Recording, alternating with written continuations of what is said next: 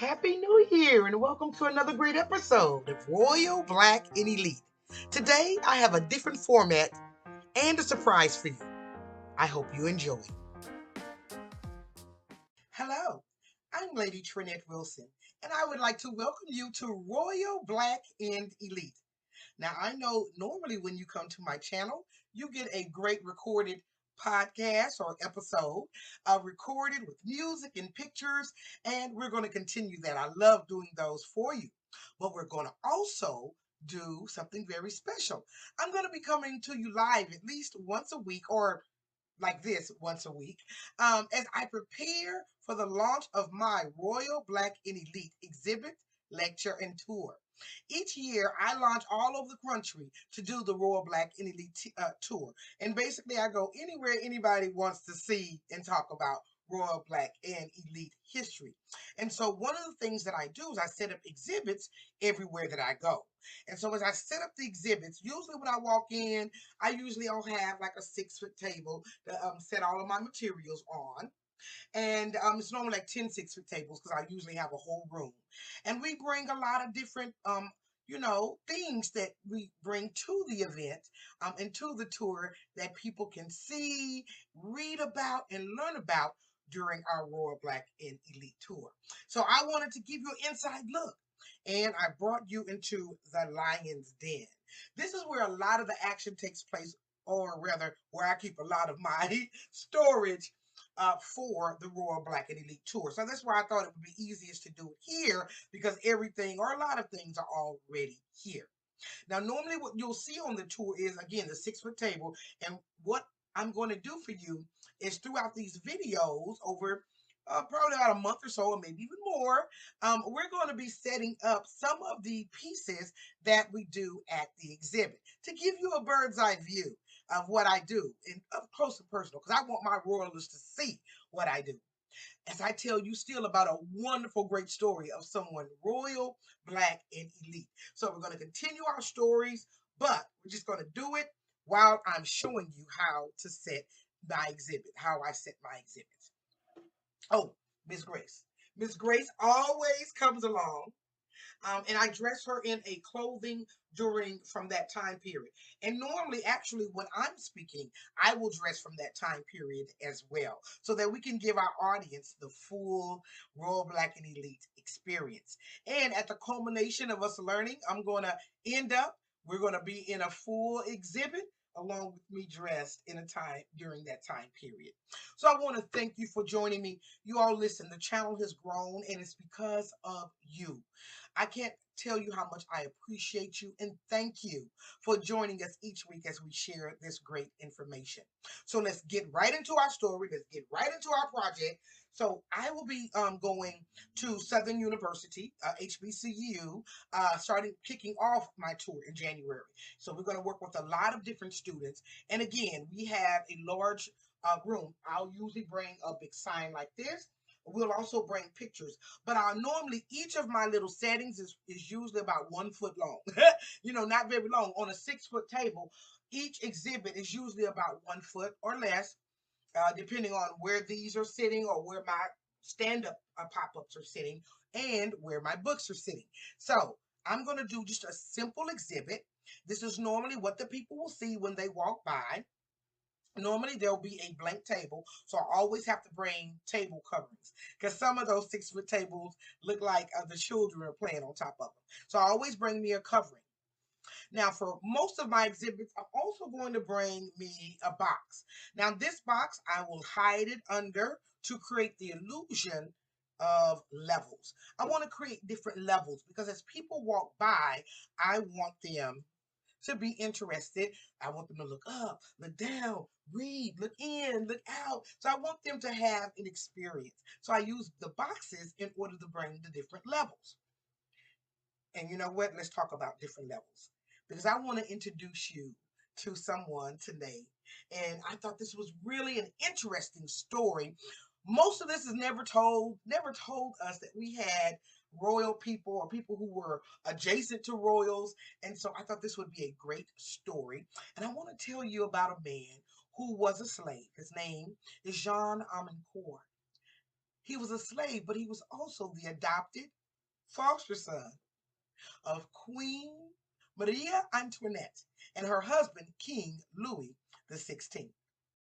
And here's a picture of the king and queen, but we have no pictures of John. Now, King Louis and Maria's reign, it was rocky. I mean, they went through the French Revolution, the Jacobin Club had taken over, and there was a lot of violence going on in the street. All because they were angry at who they called Madame Deficit. Yes, Maria Antoinette had the name Madame Deficit. Now, she had this name because they said she spent a lot of money. And so the French people were going broke.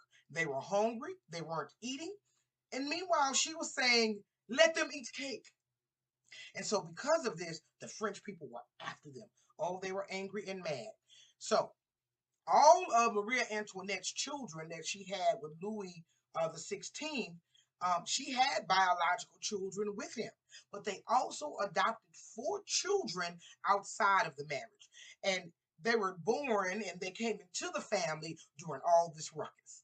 Now, unfortunately, let's talk about their children who they had. They had four children. Three of them passed away as little kids, as children, unfortunately. And so only one lived to adulthood. Her name was Marie Therese, and she actually married a duke. Now, besides them, they also had four adopted children. And Jean Amilcar was one of those adopted children. You know, it's sad that John, though he was considered adopted or one of their children, he was the only one who was African, and he was the only one not allowed to live in Versailles. He actually was sent off to boarding school. Now, I'm not going to complain because McLeod was a very, very rich area, one of the richest areas in France at the time. So he was educated at a very ritzy and rich school. And we see that a lot.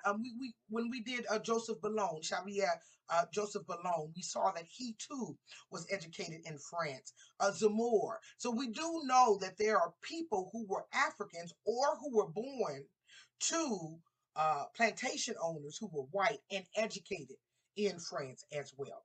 And so here he was being educated. And oh, let me point out, these are antiques that I normally I can pick up in my travels as well as pick up at garage sales and online. So I get my pieces from a little bit of everywhere. But if you ever see anything you like and I can get it for you, I'll definitely let you know. So he's in the school. Things are going crazy and wild with this family because everybody's mad at the Queen Antoinette, Louis the 16th, and unfortunately they both lost their head. In 1793, right after her husband was also guillotined, Marie Antoinette was as well. Now, during all the drama, she did keep Jean in school and she tried to do the best to pay for his schooling. But after she was guillotined, she was no longer able to pay for his schooling. Now, rumors say that he was put out of school and he died and starved on the street at only 11 years old. But that's not true because we see that Quentin Belden adopted him evidently because he enrolled him in an academy in 1793. So he did indeed, after leaving, after what happened with the Queen and King, he still did have someone take him in. But you know what? His ending still didn't end well. And I put this picture here, and this is Queen Charlotte. And so I might use different pictures as I'm doing just to see what the setting is going to look like. But back to Jean. So Jean was in school again, doing well. I mean, wasn't doing as well as being the king's son, but at least he was alive and he was doing well. And unfortunately, we don't know how, but at age 15 in 1796, John passed away in a hospital. They don't say of what, but he did pass away. Now we know what happened to Maria Antoinette and King Louis XVI adopted slash foster son, Jean Amilcar.